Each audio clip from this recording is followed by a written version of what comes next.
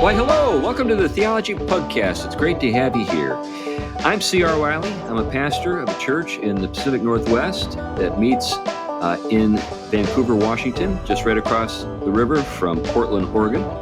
And I'm right now in my home in Connecticut, and it's been a beautiful day here. It's really great to be in New England in the fall.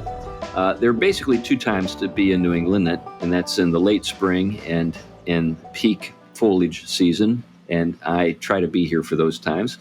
But why do you care? Anyway, that's enough about me. I've written some books. The latest book is In the House of Tom Bombadil. Let's kick it over to you, Tom.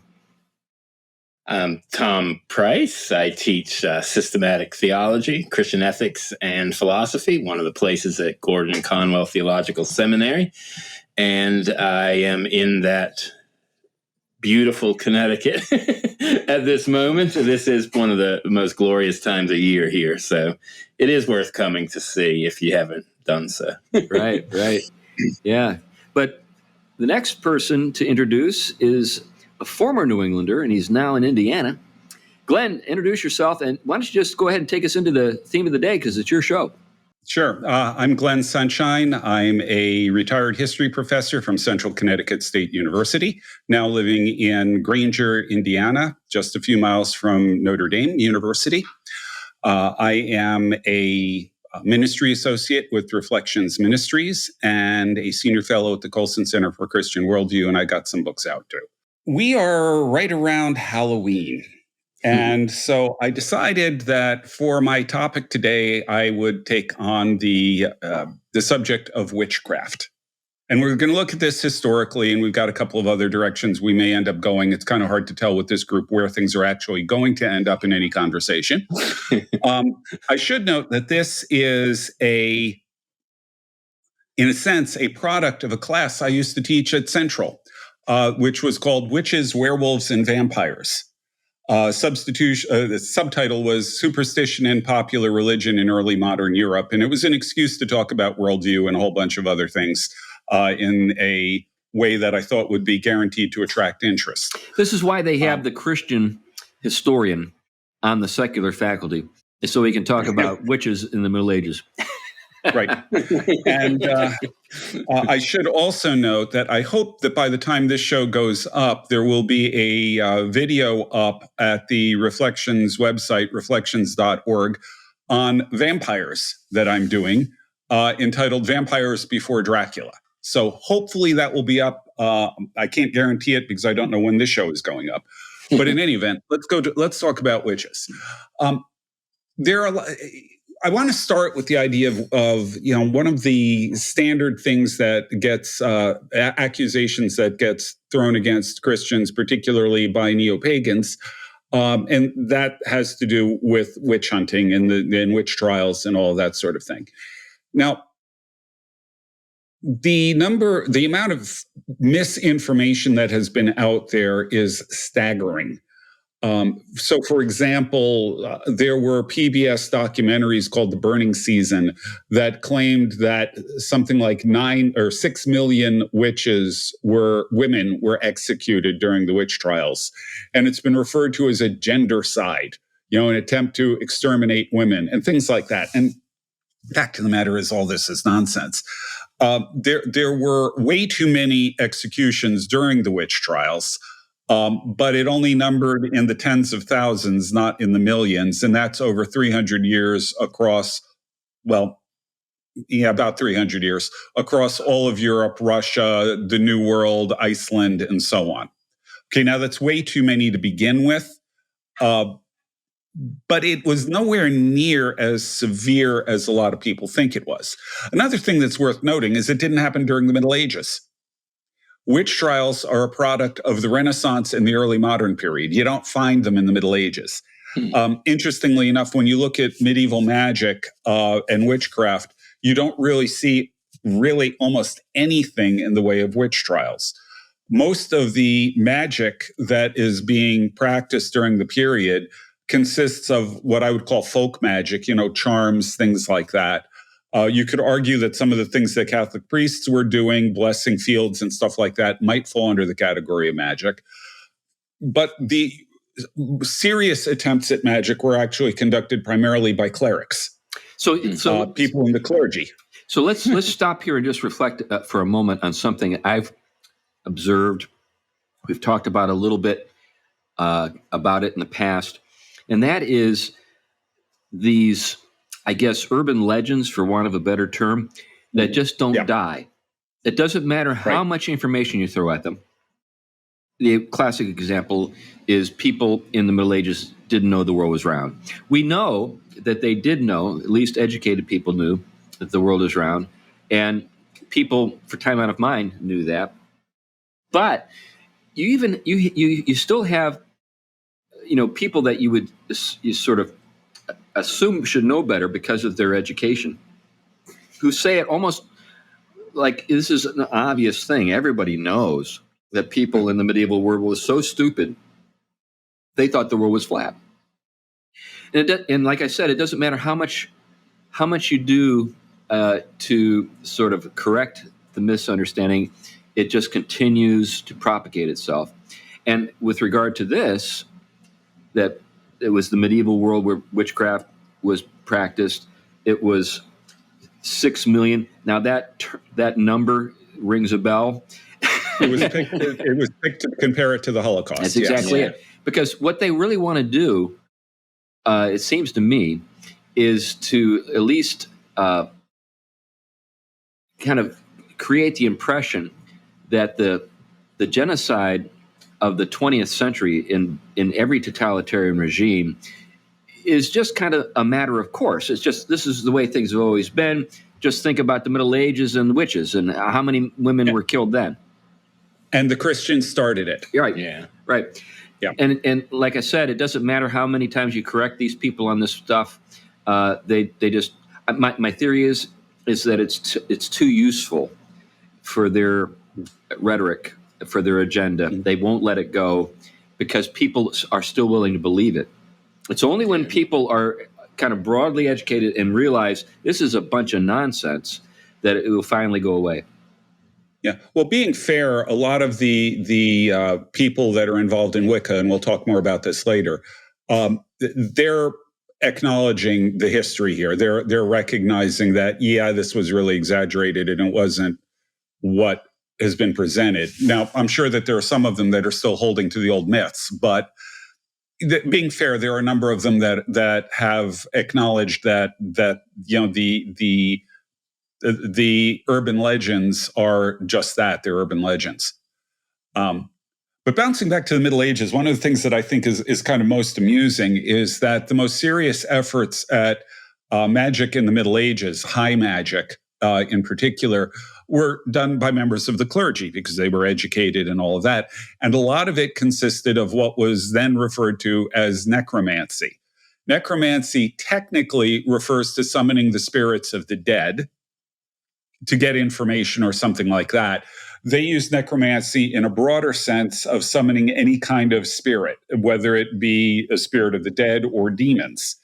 And the clergy would try to do this to get information, to get knowledge, sometimes to find hidden treasure, all of those kinds of things. Now, there's biblical material that they could draw on to say this is something that can be done. The Witch of Endor, of course.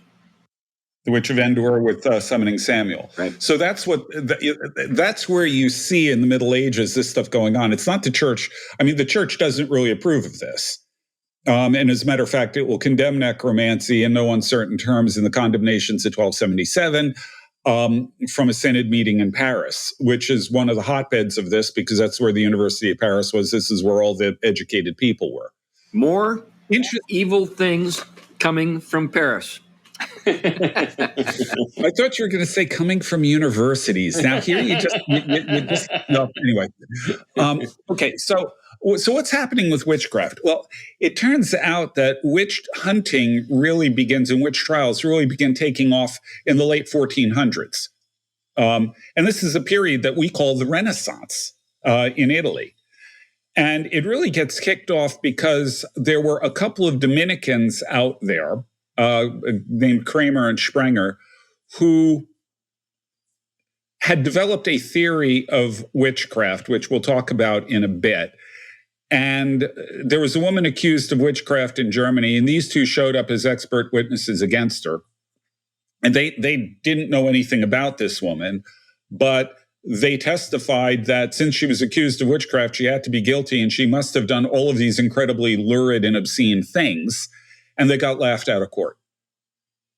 They were so upset by this that they wrote a book called the Malleus Maleficarum, the Hammer of Witches, which then got approved by the Pope. And this became sort of a base witch hunting manual. And here's the trick. A lot of the things we think we know about witchcraft come out of, or what people thought about witchcraft, come out of the Malleus. And as a result, this may not reflect the reality of what was happening on the ground, but it does reflect what Kramer and Sprenger thought. So let's just stop here a second, because this is fascinating. I didn't know this. So this court in Germany had the good sense to laugh at these guys, which I think is a vindication of common sense, a vindication of, we know this woman. We think that what she's being accused of here is not grounded in reality, or how did that work? Well, they may have thought that she was guilty of practicing maleficia, which technically means evil doing in terms of its literal meaning, but it implies evil doing from magic. They may have thought that was true. But Kramer and Sprenger didn't help the accusation because they added a whole bunch of lurid details that they had no way of knowing, even if they were true. And it's all of this lurid stuff that they throw in from their conception of witchcraft that got them laughed out of court. So now, with regard to this lurid material, are you going to get into maybe a little bit of what? Sure. Okay, great. Yeah. I'd like to know a little bit. That's where this is going. So this is what's going to kick off witch hunting. And witch hunting is going to vary across Europe. Sort of the heartland of this is actually Western Germany into Switzerland, Eastern France.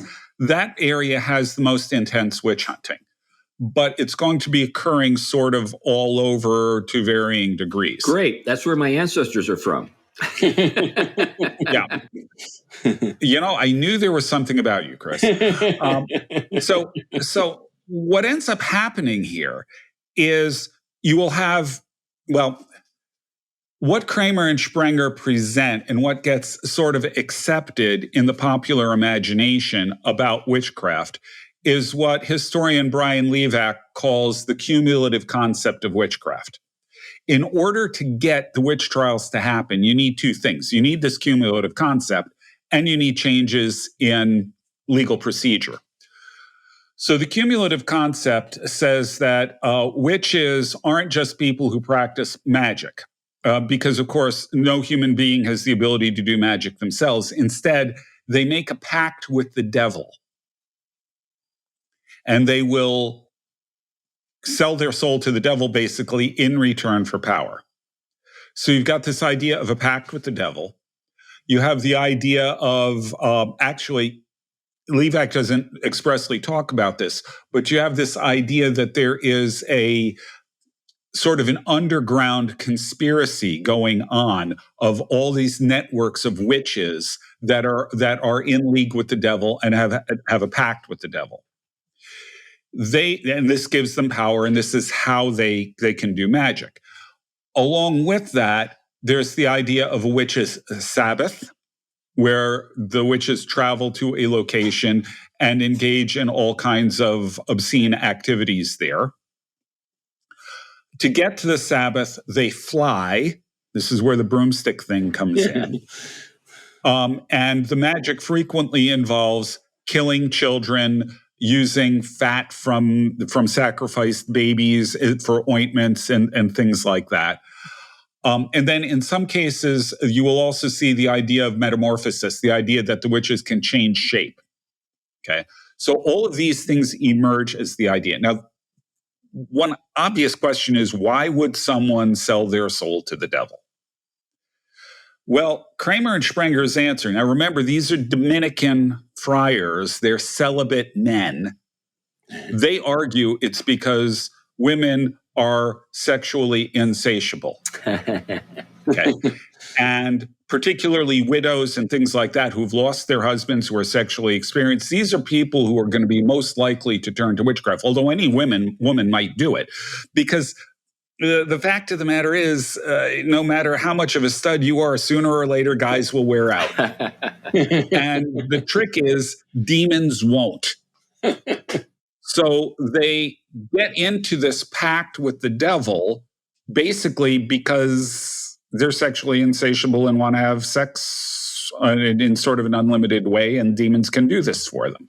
So now, of course, this is the kind of lurid stuff that Kramer and Sprenger talk about. Remember, they're celibate friars. Right. So there's a lack of kind of knowledge based on experience. And it's, I think, understandable why maybe contemporary feminists would use this as a kind of indicator that men are, against them or against women in general, or maybe a particular kind of man. I think that particular subject is maybe one that is not the family-friendly sort of thing that we're known for here at the Pugcast.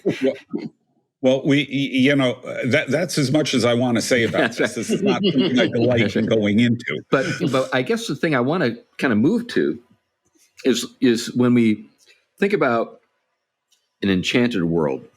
We've talked about this many times. Disenchantment, and we've generally thought about disenchantment as a negative thing because we miss the positive things that enchantment brings with it, or it entails. But there is a dark side to enchantment.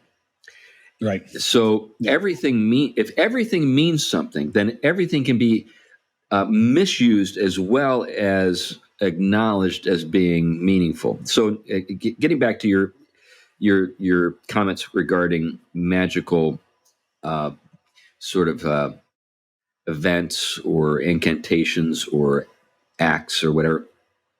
So why would they use, say, the fat of a baby? Well, I think that the sacramental imagination, and not saying that sacraments, strictly speaking, in terms of the church's sacraments, but just basically the idea that, or the thought that everything connects to something powerful and unseen, would imply that there's something to the fat of a baby that is powerful in a metaphysical sense. Right. And that's exactly, and it is such an obscenity, such a blasphemy, that of course that's the kind of thing that you would use in black magic. Right. So, we've all seen those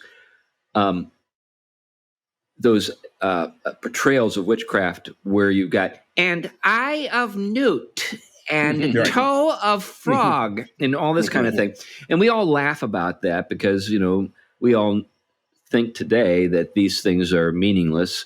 But that's not the case if you live in a world that's suffused with meaning and everything is connected to some unseen reality.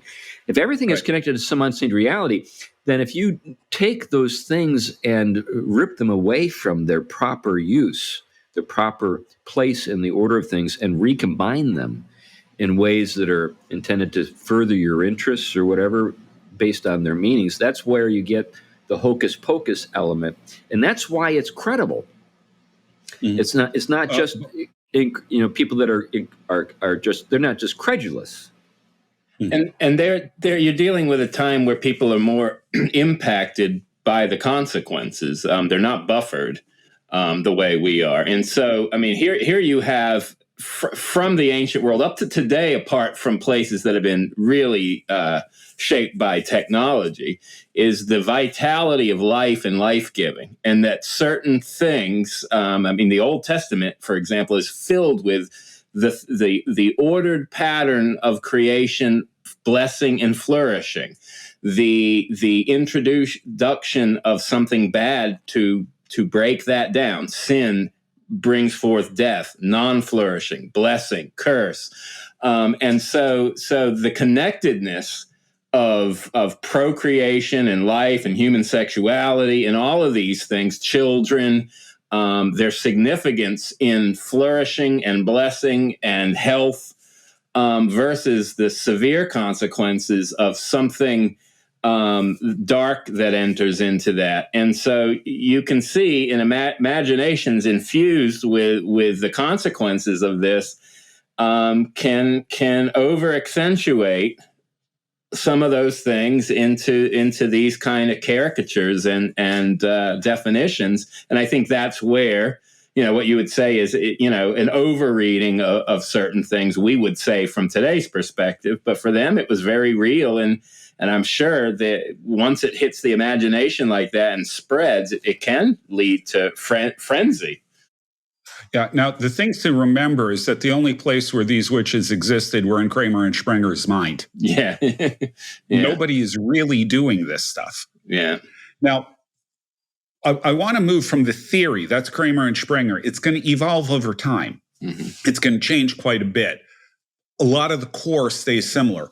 But what you see happening in practice is that in much of Europe, women are the primary victims of witch hunting. I won't get into the legal procedures. There are changes in legal procedure, particularly the use of judicial torture, adapted from Roman legal codes that factor into this as well. The pact with the devil makes witchcraft heresy, and the fact that it's heresy makes it a capital offense. And actually, it's considered treason, which is why judicial torture can be used, and so on. I mean, there's a lot of things going on here. But what's interesting is when you actually look at the records of witch trials, in most of Europe, witchcraft is primarily a crime that women are accused of. In some places, like Iceland, it's mostly men. In Paris, if I remember right, it's roughly 50-50. So it isn't exclusively a crime for women, although it is predominantly in much of Europe. So the question we have is, why is that? Now, if you go to Kramer and Sprenger, you've got an answer. But the curious thing here is that there's a historian named Robin Briggs who did a book called Witches and Neighbors. And what he found is that, I'm not sure whether it's a he or a she, actually. Robin, what are you going to do? But what Briggs found is that most of the accusations of witchcraft came from women accusing other women. So this raises the question of, so this raises the question, are we dealing with misogyny? In one sense, you can say these are women who have internalized the misogynistic attitude of their culture and so on. We're always to blame. We knew that would be. We're always to blame, even if all the actual perpetrators are women. Right. Now here's the trick. The thing that actually triggers most witchcraft accusations is stuff that happens in the domestic sphere. The cow stops giving milk. A husband falls off the roof and breaks his leg. Those sorts of things are what lead to most accusations of witchcraft. The domestic sphere, by the time you're getting into this period, women are being pushed out of public roles and being confined increasingly to the domestic sphere. When something goes wrong in the domestic sphere, women are the ones who see it. And one other important characteristic of witchcraft accusations is you always accuse people in your own circle. Thus, if you're in an area that has both Catholics and Protestants in it, Catholics accuse other Catholics of witchcraft, Protestants accuse other Protestants. It doesn't cross denominational lines. Interesting. You accuse people within your own sphere. And the reason for that has to do with the concept of witchcraft as this underground secret community of traitors. If you're a Catholic and that guy over there is a Protestant, he's not a secret traitor. He's an obvious enemy. So you're looking for the secret traitors, so you accuse people in your own circle. So let me just kind of step back and think about at least introduce a couple of things, a couple of ideas. One is, isn't it true that there are traitors in the world? Mm-hmm. And then the other thing is, isn't it interesting that many of what I obviously from the outside looking in see with regard to neo-paganism Isn't it interesting that some of the neo-pagan ideas actually have their genesis in these very witch trials that are actually not founded on kind of sound reasoning and so forth? Yeah, the great irony is that the people who identify themselves as witches now and talk about the persecution of their predecessors in the Middle Ages, the only proof that there were any witches in Europe came from the accusers and people who confessed under torture. You see, there's no other evidence of this. That's my point. I mean, basically, they're saying the accusers were right. Our heroes actually were traitors and in league with the devil. Right. Yeah. Well, they would argue that the in league with the devil was wrong, but that's another. And at some point, there would be a fine. I mean, this is the other thing, and of course, this work of these two Dominicans and others, that clearly has things that would resonate at that time with being an extreme kind of practice to accuse them of it. But because there is a lot of overlap culturally with folk medicine, folklore, I'm talking in the general popular, and even in the church and even in the academy at points, you really have to articulate. I mean, you really have to pinpoint something as specifically. The meaning and the symbol have to really be strongly emphasized to find someone to be guilty of, communing with the devil, if you will, by doing those practices. Because sometimes that, you think of folk medicine that kind of borders on some of that kind of stuff anyway. And it was kind of regular practice, even amongst, Christian households. You mean kind of like homeopathy today? Yeah.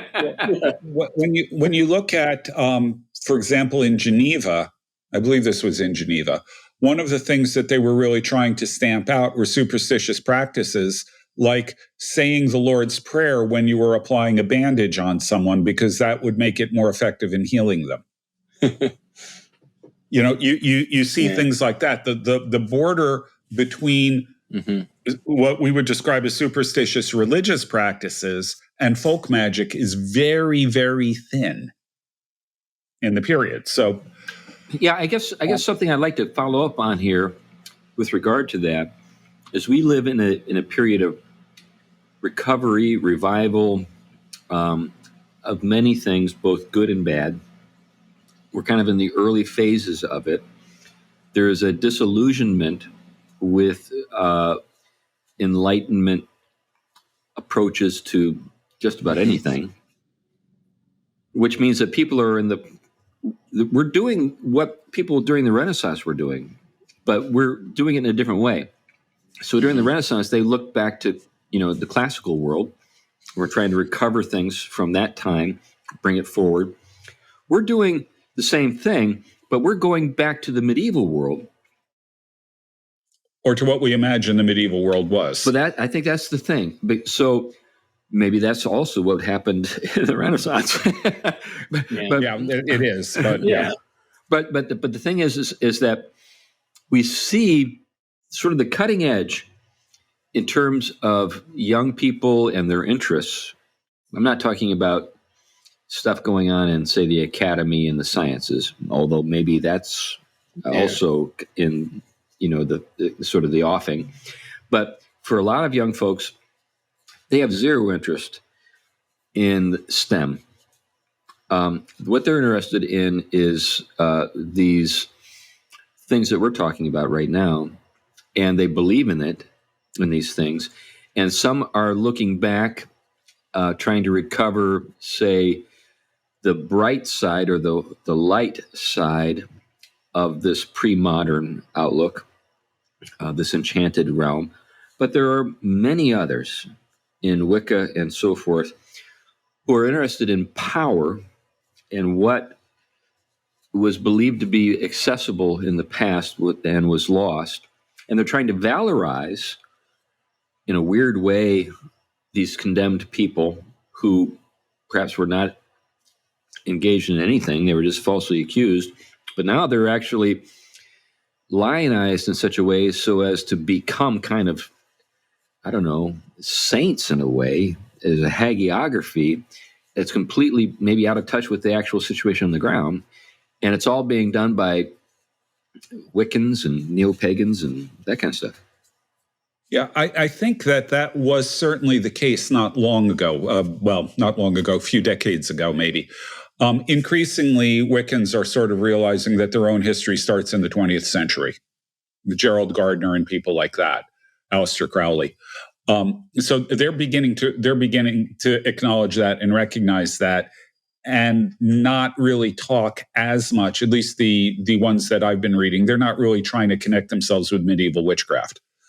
But there was certainly a time when that was true. What I find interesting, again, first of all, worth noting, Wicca, the modern witchcraft, is a 20th century invention.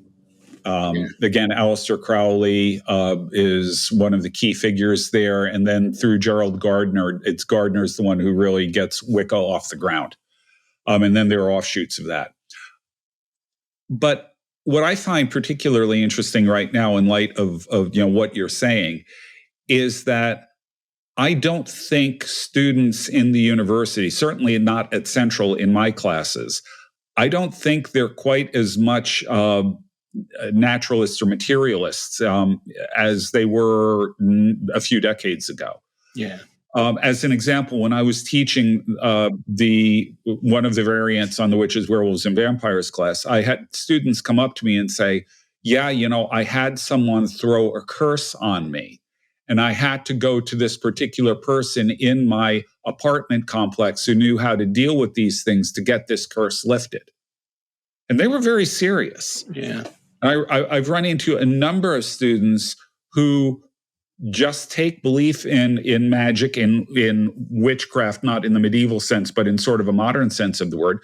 They take that very seriously and believe in it very seriously. And for them, it is embedded in their worldview. This is a matter of course. Yeah, it's interesting that, just a curious historical point. What time, you were talking about the 14th century, how much would the impact of the Via Moderna at all have already started to infiltrate? The reason I ask is because you definitely do have an unleashing, as you say, as kind of Occam and after, you do have an unleashing of forces, but I don't know how long after it actually enters those realms. Yeah. I mean, it's the late 1400s, not the late 14th century. So it's a good century. Okay, gotcha. I was thinking you were, okay. Yeah, I think what's happening here is a couple of things. For in terms of the historical thing, first of all, you do get this cumulative concept of witchcraft, but I think it takes off primarily because the late 15th into the 16th century, into the 17th century, is a period where Europe is very, very seriously disrupted in a lot of ways. It's not just the Reformation.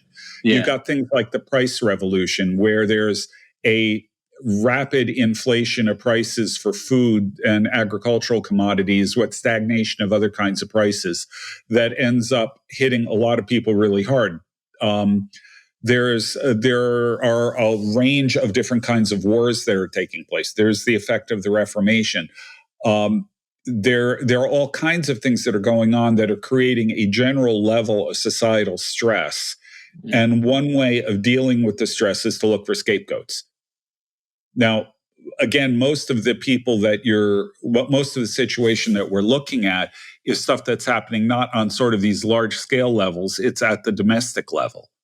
It's the level of daily life. It's my cow has stopped giving milk. Why did this happen?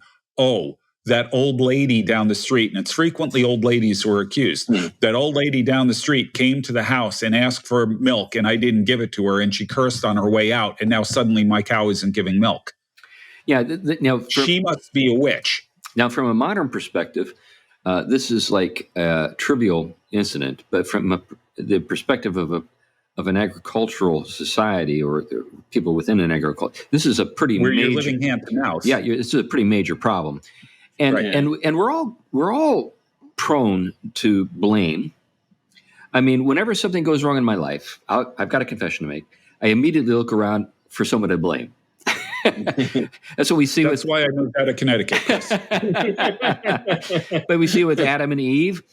But, you get to a place, hopefully, when you're mature enough to say, that's foolish. I shouldn't try to find people to blame. Just my own stupid choice, or maybe it's just something that has nothing to do with anyone. But it's a human tendency to look for someone to blame. Yeah. Now, here's the curious thing. Let's talk about that old woman down the street. When I was growing up, we had one. Okay. We did too. And I won't tell you those stories. But sometimes the old woman down the street actually believes that she's got some kind of power. Sometimes they will play this up because it's a way of, they're defenseless. Yeah. The poorest households in this era were the smallest households. The smaller the household, the poorer you were. These are old women who are widows who are living alone. They are on the bottom of the heap. Yeah. If you can develop a reputation of having some kind of power and maybe even believe you've got it yourself, this gives you leverage over your neighbors, so they're more likely to help you. So sometimes when these people are accused, they will say, yeah, I've got, I have no idea how I got it, but I've got this kind of power because of coincidences or whatever that led them to believe it, or it's something that they actually played up themselves. Well, let's stop and think about this. You've framed it in a very generous way. I'm willing to consider that it's not so generous. And what I mean by that is that we tend to think that power is exclusively something that resides in the domain of say, money or physical force. So people who have a lot of money or who actually can command physical, coercion to bring about the ends that they desire, we more or less have to concede, these people are powerful. Everybody knows that. And we resent them. But we all know that human beings being human beings will look for an angle, an edge, anywhere they can. And we see it in our society today.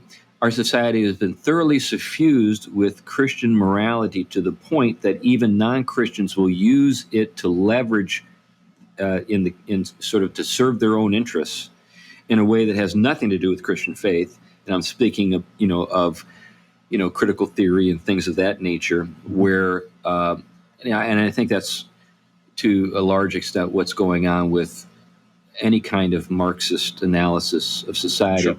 And Nietzsche was onto this. He was really good at sort of seeing that just because you're poor doesn't mean you're pure.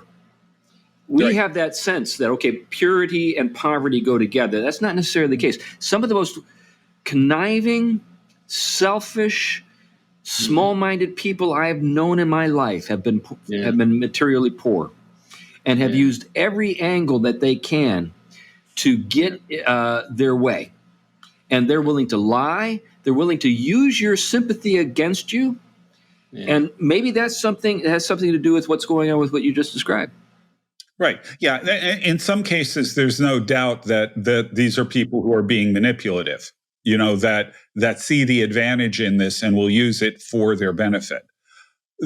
But given the confessions that we get, uncoerced confessions, incidentally, that we get when witch trials start taking place, some of these old women seem to have actually believed it. Because confessing to witchcraft is not really a healthy thing to do. Okay. So what ends up happening is these old women get this reputation, and then something triggers witch trials in the area, and immediately they get accused and they get hauled in. And that's when we get the sometimes uncoerced confessions. It's like, I have no idea how it happened, but I seem to have this power. So good. This is, in other cases, I am sure people are being manipulative. They're trying to use this deliberately to get any angle they possibly can, because frankly, they need all the help they can get. And if they can convince people that they've got some kind of supernatural power, that means that when they ask for something, they're going to get it. Well, that's true, but I think you're also, what you're getting at is that these people, these women in this case, old women, if we're limiting ourselves to them, are morally compromised. So I've known many old women who are dear, generous, sympathetic, matronly people that everyone loves. I mean, everyone loves. They go out of their way to make sure that they're taken care of, and they're cherished. We're not talking about those women.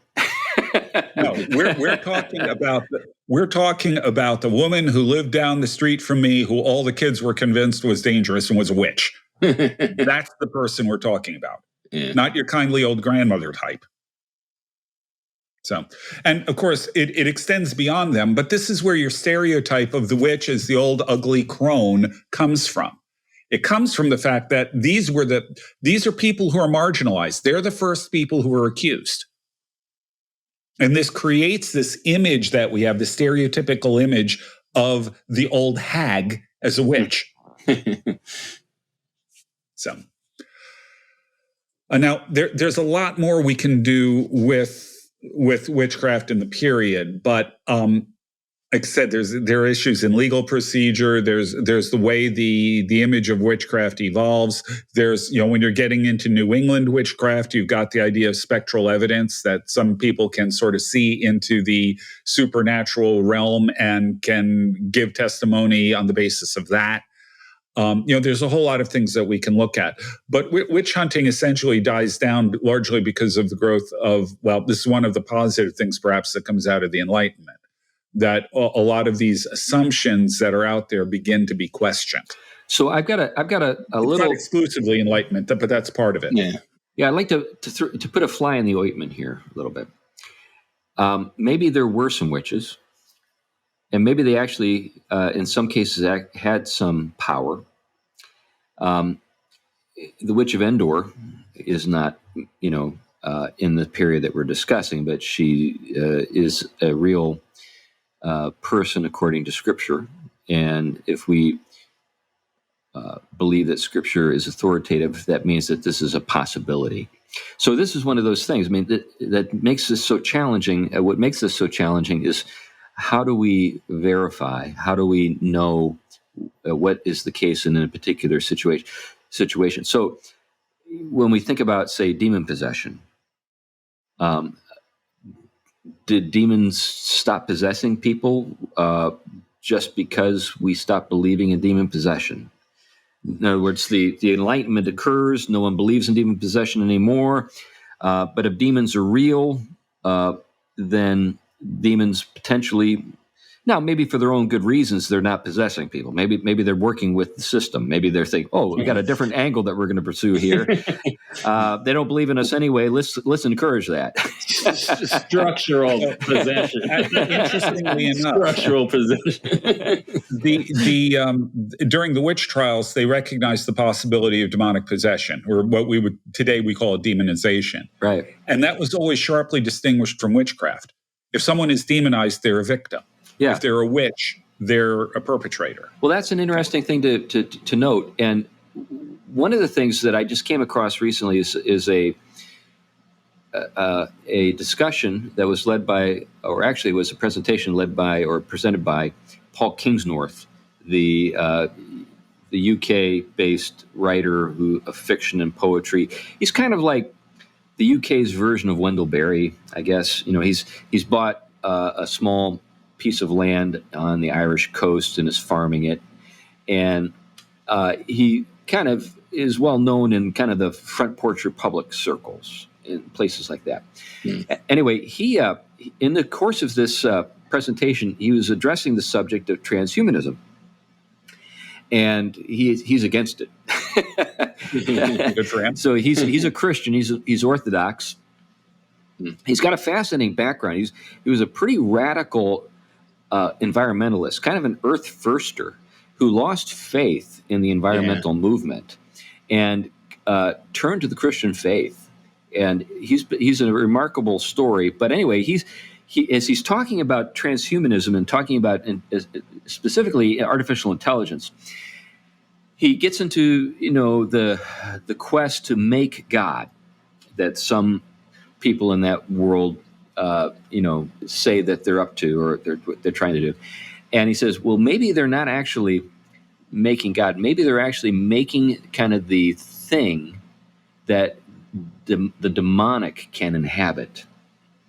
So he's that hideous strength. Yeah, that's exactly it. He's holding out the prospect that there really is an agenda being pursued here that's not human, but it's not divine. It's a demonic agenda, and that AI is actually the vehicle that the demonic would like to inhabit to reintroduce itself to the world. So maybe one of the reasons why we see less demonic possession, or at least behavior attributed to demonic possession, is because demons really do need to be believed in order to inhabit you or to possess you. Or you get what I'm getting at. I'm not a demonologist. I'm not saying that I know anything about this. I'm just speculating. I don't think that's necessarily true. Yeah. But yeah, I do believe that just like sin infects all human systems, I believe that demonic activity works in all human systems. And I've often wondered about the connection between, partly because of C.S. Lewis, but I've often wondered about the connection between AI and things like that and the demonic. Now, it's worth noting, in terms of whether or not any of these people accused of witchcraft were actually guilty, they certainly were not guilty of the kind of witchcraft that was envisioned in the period. Okay. That, I think, is clear. That is a product of the imagination of Kramer and Sprenger and the people that they influenced. It's interesting, by the way, that if you read ahead to something like the Compendium Maleficarum by Francesco Guazzo, a lot of the magical devices he discusses in there show up in Harry Potter. Interesting. That's actually where she got the ideas for a lot of these. Interesting. But in any event, I assigned once some readings on witchcraft and so on in a class that I was doing on history of Christianity. Students needed some extra credit, so I gave them some primary source readings around Halloween on this subject. And I had one student from Africa, and these readings thoroughly confused him because he said, this isn't what witches are. Because in his society, witches are very real and very present. And in point of fact, I can tell you from a lot of people I know who have a lot of experience in Africa, in traditional societies, there are people who have powers. Yeah, it was very real. It's interesting because I just visited Cartagena, Colombia, and you have a strong African influence there, and you still see a very deep connection to a lot of their dance and ritual. But you do see a strong practice of the kind of folk medicines and the blessings and cursing. It's very tangible. That kind of thing, connectedness, and in a way, a very strong connectedness, closer even to the biblical world. For example, they get out in the morning, just local guy casting nets off the shore to pull the fish in every morning, to where the biblical world makes sense, but also very much a world in which you would have witches, you would have spirituality tied to folk practices that would conflict with a Christian understanding of the good and truth, and still very much vibrant in practice. So I read, as you guys know, not too long ago, Matthias Desmet's book on the psychology of totalitarianism.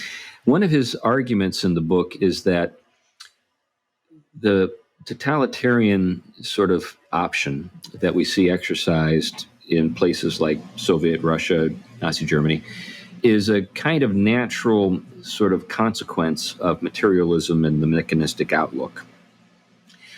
And he, in his argument against totalitarianism, is noting that science is coming to the kind of the limits of its ability to measure, and what it discovers at that sort of frontier is a world that is much more kind of mystical in character than it is kind of commonsensical materialist in the way that most people think. So that doesn't mean that physicists are, mystics, but they're more, I guess, open to mystery than generally people assume they are. But what he does with that is he says, there are all sorts of things that go on kind of on the frontiers of science which seem to make a psychosomatic connection. I think he, of course, because he's a psychologist, tends to think in those terms, not in the ways that we're talking about, sort of ontologically, is there really a spiritual realm out there that is exercising some kind of influence on ours? But he does note that, there are many places in the world where, say, witch doctors and so forth really do have efficacious power to help people get past their diseases or what have you. And what's going on with that? There is a kind of connection between the spirit, he's saying, and the body. We know that. We've all met people who are just sort of spiritually in a bad place, and it has a way of manifesting itself in their, not just their countenance, but their health. It's like they're under a curse. Yeah. Now, again, the psychologists will try to do happy self-talk to kind of address these things, but we all know that that's kind of empty, and we don't see. Or it's a placebo effect. They believe it's going to work, so it does. Yeah, there are all kinds of ways of explaining around it. Yeah, but that's they don't really know. They don't really know. I heard a Mars Hill audio decades ago in which they were talking either to someone or about someone who was saying, all right, you go into the middle of the jungle in Papua New Guinea or somewhere, and there's someone there who is a witch doctor and who believes in the spirits and all of that sort of thing. Okay, you've got that guy. You have an anthropologist who goes there and does a completely secularized analysis of what's going on. This is what they believe. This is why. There's really no magic or anything else like that going on. They just have an intense knowledge of herb lore. And on top of that, there's a belief system in place that they can affect people psychosomatically and so on. And he says, of these two, we are probably closer to the anthropologist, but the truth is closer to the witch doctor. Because the Bible tells us that these things are real. And if you take the Bible seriously, you have to take them seriously. And I've always found the psychosomatic explanation to be kind of a God of the gaps kind of thing, or maybe the materialism of the gaps. Why does the psychosomatic thing work? They don't know why. They'll try to reduce it to some kind of, I don't know, endomorphins that are being released or something like that. But they don't actually know. Right. Why do placebos work? Yeah. We don't really have any idea there. I guess where I want to go on this too is that a lot of the kinds of things I get from people on the ground in Africa are not things that can be explained psychologically. Even if you accept psychosomatic or placebo effect or things like that, they're not always things dealing with healing. There are some really inexplicable things that I have firsthand accounts of from different people. Then there's the anthropologist. I read this from an anthropologist who was in the Amazon, I believe it was. And it turns out that there were certain plant compounds that, when used in combination, were very effective at healing certain kinds of things. And all of these things were known to the local witch doctors or shaman or whatever you call them. And when they asked them how they knew these things work together, their response was, because they sing together in the moonlight. What? They are obviously perceiving something that, for whatever reason, is invisible to us. And it worked. Yeah, I've known many scientists, some of whom are world class, and when you get together with them in a private setting and just kind of explore these sorts of matters, you discover a much greater openness than you might assume is the case. Now, when they're writing for peer review or they're trying to make their case in a funding. Yeah, whatever. I mean, they limit themselves to the material, to the cause and effect that they can demonstrate over and over again. But many of the people I've known over the years are open to, we just don't know. There's just a lot more out there to reality than we really are able to grasp. And so there, some of them are obviously materialists and reductionists and are completely closed to some of these matters. But far more are open than people, I think, suspect. And in some very surprising places, like MIT or Harvard. Yeah, that's right. And it's all how a lot of times how they perceive it. I mean, just the fact that they see any kind of intelligibility tied to what they do as scientists already shows they believe in something more than just sense, information. And so, I mean, they're already oriented to something fuller than oftentimes what a reductive materialism or even a kind of expansive materialism will give them. But then it's interesting, something we didn't really talk about, and I know we don't have a lot of time left, but right around the time, I mean, you're talking when modernity and the Enlightenment really start to take off, and you start to see a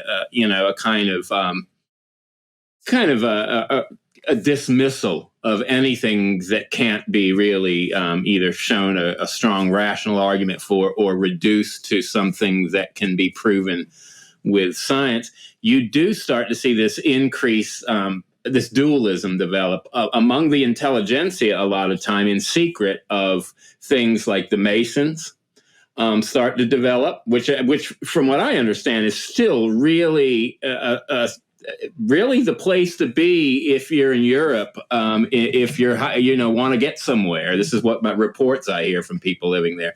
And then you also have groups, the seances at the dinner. These things were practiced. In New England. Yeah, you had the seances in New England amongst the Brahmin class, right? Yeah, yeah. And you do have this kind of what you would see this kind of detached spiritualism, if you will, that grows. And I think you don't have the same. You don't have. We've talked about this before. You don't really have a disenchantment. You have another way of locating it. And I think I think a lot of times we tend to still think, because of the impact of materialism, of spirituality in that kind of way, and therefore we often don't recognize older visions of the intertwinedness of the spiritual, the intellectual, and the material.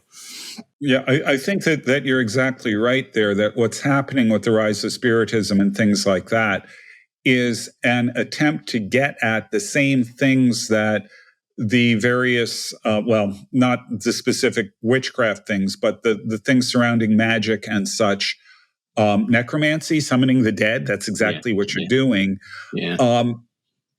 But couched in a more scientific way, because that's what the ethos of the period is.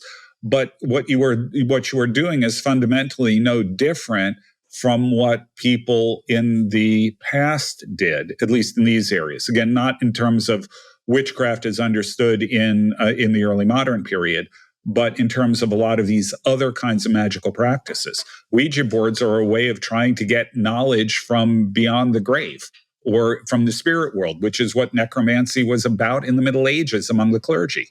So I'd like to just kind of bring this in for a landing, as I sometimes put it. but so we've seen you with both of your hats. The historian hat, which has been kind of the sort of the mode that you are in sort of the debunking mode. This is not really what happened. This is what actually happened. Let me explain to you why these things occurred the way they did. And then we've had you in your missions sort of Africa mode, where there are really spiritual shamans out there. There really are witches out there. So anyway, so we've gotten this. So there are some things in the past that we don't really think about properly, but there still is a reality that we can say is the case. Now, here we are, modern or postmodern or however we want to put it, people. What's your advice Glenn, when it comes to witchcraft today? How should we think about our own position in this time? Let's go to the past again really quick. The idea of witchcraft as it was understood in the period of the witch trials and the witch crazes and all of that is utter nonsense. That was, I would argue, a ploy by Satan to distract us from other things. It is clear from Scripture that Satan, demons, evil spirits, which are not necessarily the same thing, that these things are real, that they are active in the world, that sometimes they act overtly and sometimes covertly, but they do act. And we need to be very much aware of this, and we need to take it very seriously. My experience suggests that, except among Pentecostals, most American Christians have absolutely no place in their worldview for this kind of stuff. We need to take it seriously. I think we need to take seriously the possibility that you raised, that that the demonic is not just this sort of primitive stuff that we might normally think of it, but that it may actually be connected to things like AI and stuff along those lines. Again, Lewis suggested this in That Hideous Strength.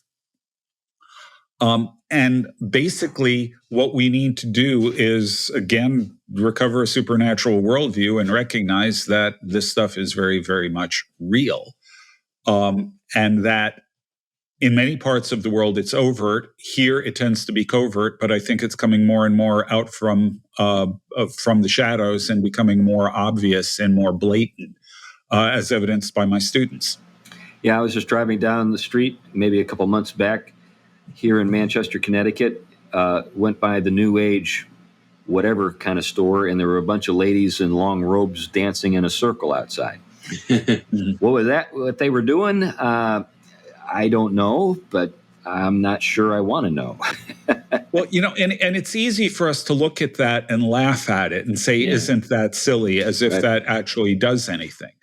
The problem is, why do we assume it doesn't? That's right. Yeah. I have run into a lot of cases where people playing with Ouija boards opened up their homes to all kinds of really stinking weird stuff. Yeah. Or other kinds of things. You mess around with things like this, you might find yourself entangled in more than you expect. We can't assume that what they're doing does not affect anything on the spiritual world. We have to take it seriously. And even on the material plane. Even on the material plane, it opens up doorways from everything that I've read on this. It opens up doorways for these invisible beings to affect the visible world. Yeah. And I think similarly, I think vice, a life of indulgence, connected to falsity and false belief. I mean, these things, we think oftentimes, well, it's okay, everybody has some beliefs that are off. The relationship of truth to evil and the demonic, in terms of truth versus untruth and idolatry, is something Scripture has everywhere in terms of talking about the demonic and evil consequences, and that these things come from the father of lies, right? These things are not things that have to do with the one who is true and being in truth, but falsity and untruth. And I think any false connection we have with reality is an aspect of the fall, but it is participating in something of the demonic in some sense. And this is why being anchored in truth, being filled with the light, walking in the light as he is in the light, is so emphasized in Scripture that it's nothing we can shake off, even in a world in which we accept that a lot of people believe bad things. We could probably understand why we're in the moral situation we are in the church and in our culture when we start to see how tolerant we are of untruth and falsity, much less, how much the demonic just runs around in that atmosphere. Yeah. Well, we should wrap it up here. We got to about that time. Anyway, thanks, Glenn, for introducing the topic and getting us thinking about it. Well, thank you, too, for actually getting to the end of another show of the Theology Pugcast. We are grateful that people have an interest in what we talk about, and we're grateful, too, to the folks who support us on Patreon and through the Fight, Laugh, Feast Network, and some folks who just go way out of their way to just give us support in financial and other ways. So thank you for all of that. We depend on it. Anyway, it's about time to wrap things up. We'll talk to you again next week. Bye-bye. Bye-bye. Bye.